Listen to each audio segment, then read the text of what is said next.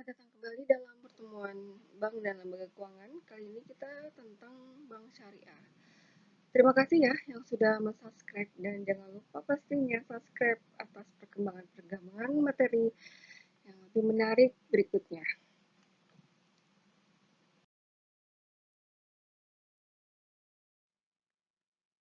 Kita lihat, selama ini kita membahas tentang bank pada pertemuan-pertemuan berikut dan sebelumnya. Itu kita tentang bank, tapi itu adalah bank konvensional. Sementara marilah kita bersama melihat apa itu perbedaan bank konvensional dan bank syariah. Pastinya bank konvensional itu kan berasal dari bank umum yang kita adalah penjajahan Belanda, jadi konvensionalnya berasal dari hukum-hukum dan ketentuan bank-bank Belanda sebelumnya.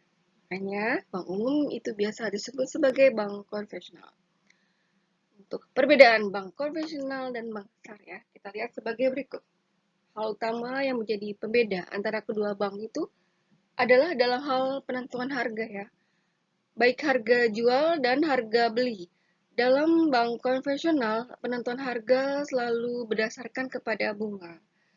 Sedangkan dalam bank syariah didasarkan kepada konsep Islam, ya, yaitu kerjasama dalam skema bagi hasil baik untung atau rugi. Karena di sini dalam Islam tidak mengenal bunga ya, karena itu adalah riba, haram, dan mungkin tidak boleh dalam hukum Islam. Riba atau bunga itu tidak boleh, makanya dibikin skema bagi hasil untung atau rugi pada bank syariah ini.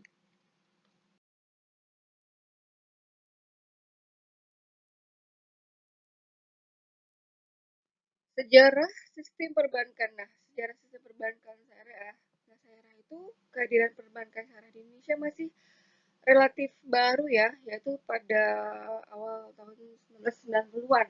Namun, diskusi akan hal ini telah dimulai pada awal tahun 1980-an. Sedangkan prakarsa untuk mendirikan Bank Syariah di Indonesia dilakukan oleh Majelis Ulama Indonesia atau MUI pada 18 sampai dengan 20 Agustus 1990.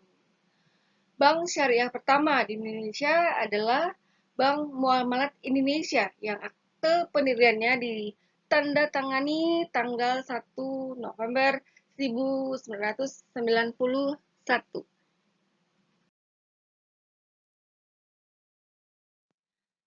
Meski demikian, sejarah awal mula kegiatan Bank Syariah yang pertama kali itu dilakukan di Pakistan dan Malaysia pada sekitar tahun 1940. Kemudian di Mesir pada tahun 1963, berdiri Islamic Rural Bank di Desa Al-Jimarbad. Nah, bank ini beroperasi di pedesaan dan masih berskala kecil di Uni Emirat Arab. Baru tahun 1975 dengan berdirinya Dubai Islamic Bank, kemudian di Kuwait tahun 1977 berdiri Kuwait Finance House yang beroperasi tanpa bunga.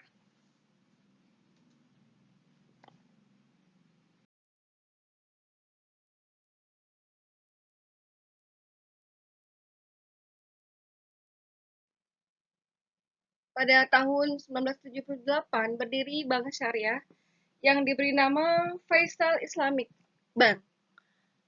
Langkah ini kemudian diikuti oleh Islamic International Bank for Investment and Development di Siprus tahun 1983, berdiri Faisal Islamic Bank of Kibris. Kemudian di Malaysia didirikan Islamic Malaysia Berhad atau BIMB, dan pada tahun 1999 lahir Bank Bumi Putra Muamalah. Di Iran, sistem perbankan syariah mulai berlaku secara nasional pada tahun 1983 sejak diberlakukannya Undang-Undang Perbankan Islam. Kemudian di Turki didirikan Dar al-Shalami itu tahun 1984 dan Faisal Finance Institution tahun 1985.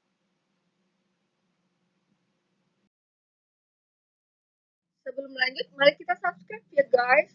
Tolong di subscribe ya. Terima kasih. Oke, kita lanjut ke materi.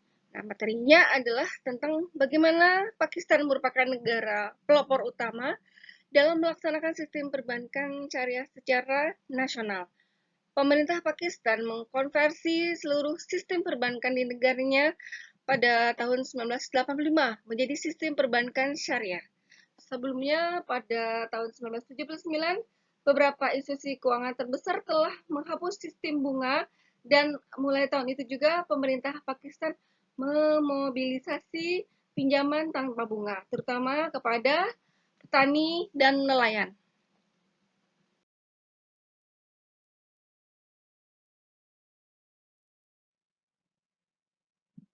Berikut adalah produk-produk dari Bank Syariah. Jadi, Bank Syariah ini menjual beberapa produk. Di antaranya, satu, Al-Wadi'ah. Dapat diartikan sebagai simpanan murni dari satu pihak ke pihak lain, baik individu maupun badan hukum, yang harus dijaga dan dikembalikan kapan saja si penitip kehendaki.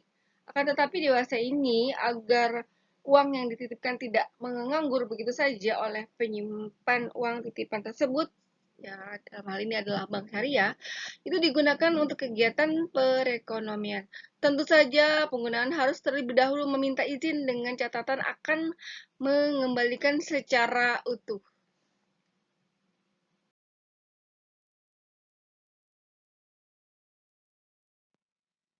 Yang kedua, pembiayaan bagi hasil. Ini dapat dilakukan dalam 4 akad utama. A. Al-Musyarakah. Al-Musyarakah ini adalah kerjasama antara dua pihak atau lebih untuk melakukan usaha tertentu. Masing-masing pihak memberikan dana atas amal dengan kesepakatan bahwa keuntungan atau resiko akan ditanggung bersama sesuai kesepakatan. Yang ke B, Al-Mudarabah. Ini al-mudarabah ini adalah akad kerjasama ya, di mana pihak pertama itu menyediakan modal dan pihak lain menjadi pengelolanya. Nah, keuntungan dibagi menurut kesepakatan yang dituangkan dalam kontrak ya untuk al-mudarabah. Jadi al-mudarabah sekali lagi yang ke B adalah akad kerjasama di mana pihak pertama menyediakan modal dan pihak lain menjadi pengelolanya. Nah, keuntungan dibagi menurut kesepakatan yang dituangkan dalam kontrak.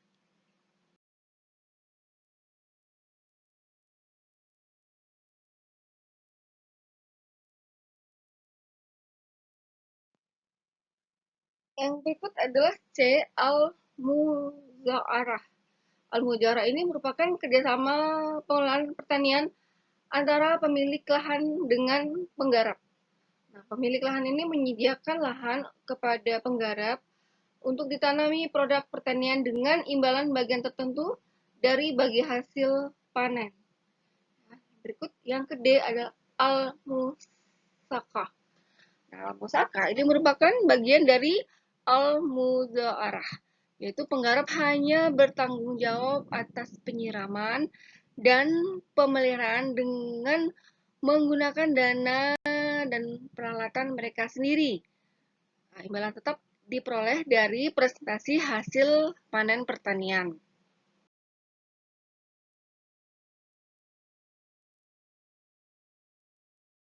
Berikut yang ketiga adalah Bay al-Murabahah. Nah, ini kegiatan jual beli pada harta pokok dengan tambahan keuntungan yang disepakati.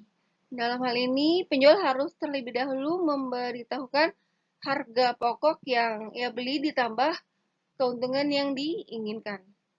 Yang keempat, Bai Assalam. Nah, ini adalah pembelian barang yang diserahkan kemudian hari, sedangkan pembayaran dilakukan di muka. Prinsip yang dianut adalah harus diketahui dulu jenis, kualitas, dan jumlah barang, dan hukum awal pembayaran dalam bentuk uang.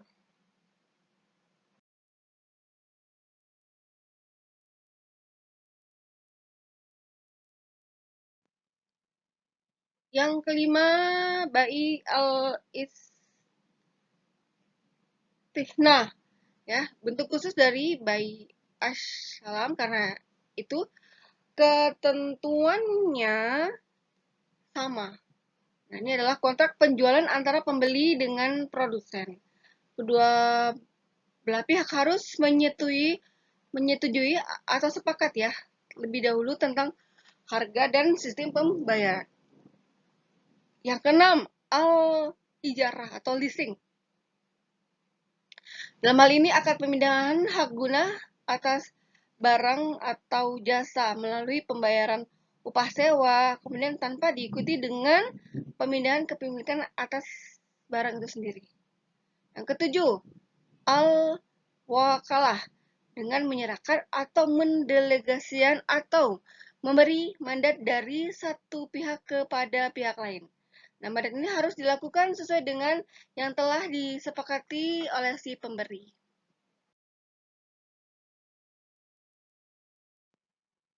Berikut ini adalah al-kafalah, di mana jaminan yang diberikan penanggung kepada pihak ketiga untuk memenuhi kewajiban pihak kedua atau yang ditanggung. Yang kesembilan, al-hawalah. Nah, ini adalah pengalihan utang dari orang yang berutang kepada orang lain yang wajib menanggungnya. Yang kesepuluh, arhan. Nah, kegiatan ini menahan salah satu dari harta milik si pinjam sebagai jaminan atas pinjaman yang diterimanya.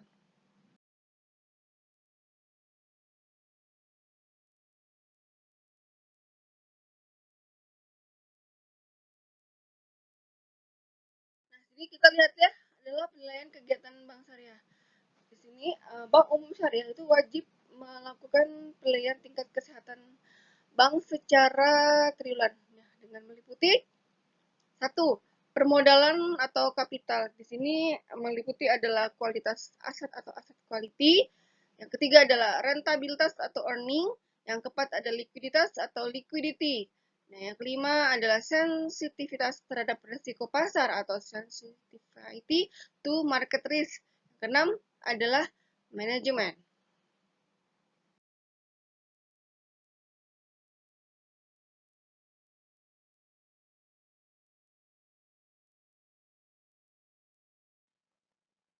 Berikut adalah rahasia bank.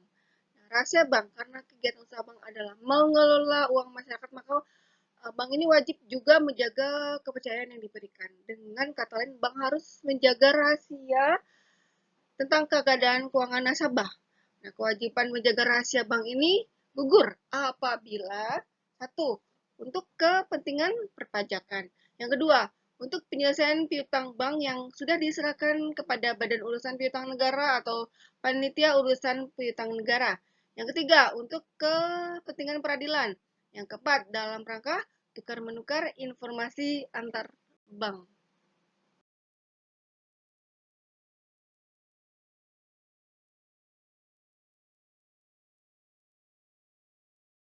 Terima kasih yang sudah subscribe dan terima kasih yang sudah mendengar sampai akhir ini dalam materi pertemuan ini. Terima kasih, sampai ketemu lagi di materi berikutnya. Selamat mendengarkan dan terima kasih.